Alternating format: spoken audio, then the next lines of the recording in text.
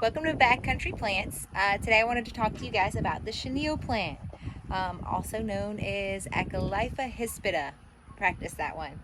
But you can call it, some people call it the foxtail plant or the red hot cattail plant.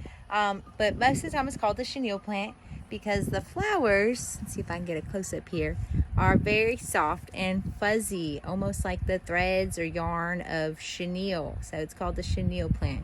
My kids absolutely love picking them and playing with them.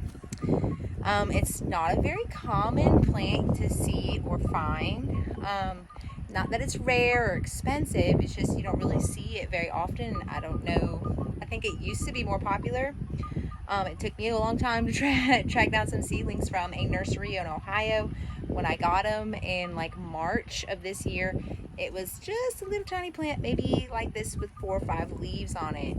So they have definitely grown a lot in the few months that I've had them. In fact, I'm really excited this one's been chosen. Let's see if I can get a picture. There's a little nest in here, and we've got some eggs, some baby bird eggs down in there in that hole. And today it looks like there's 3 eggs. Of course, yesterday there was only 2. Day before that 1, and day before that it was empty, and I wasn't sure that it really was a new home, but it turns out it is. They are very tropical. I live in Florida, but I'm in zone 8B, so it still can't stay out all year. These can really only be outside in like zone 10 or higher. So anytime it starts to get cold, 50s, 60s, I'm gonna be bringing it in, even at nighttime, even if it's still warm during the day. Let's see. I think they're pretty easy to propagate. I've noticed they're very similar to strawberries in that the vines, the nodes come together and stuff, you see the little like aerial roots coming out.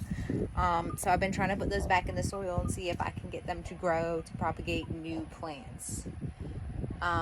The other option is taking the cutting with a good amount of leaves, dipping it in rooting hormone, and then putting it in some soil. It is not recommended for water propagation. It's not really going to make roots. It's probably going to rot. But that being said, they do like water. That's actually why I have them in these giant self-watering pots, way larger than you would normally think for a plant of its size. But sometimes I'm a little lackadaisical to getting around to watering. Sometimes the Florida summers are really hot and dry, so I wanted to make sure that there was plenty of moist soil at the bottom.